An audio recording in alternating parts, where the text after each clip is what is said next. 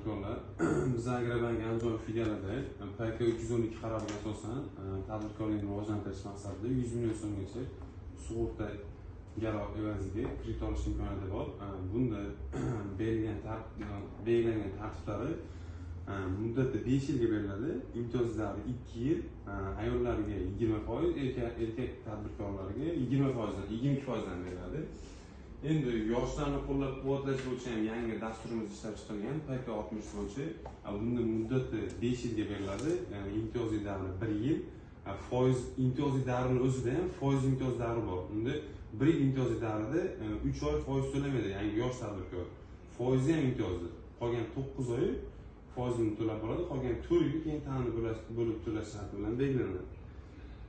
Endi u kimlarga bo'ladi? Aynan shu yangi tadbirkorlik qilmoqchi bo'lgan, yosh tadbirkor o'qish tugatgan, student bitirgan, yangi tadbirkorlik qilaman, shu bo'yicha ishlash qilmoqchi bo'lganlarga ishlab chiqarish yo'nalishi bo'yicha ko'proq shu yo'nalishimiz ochiq hozirda.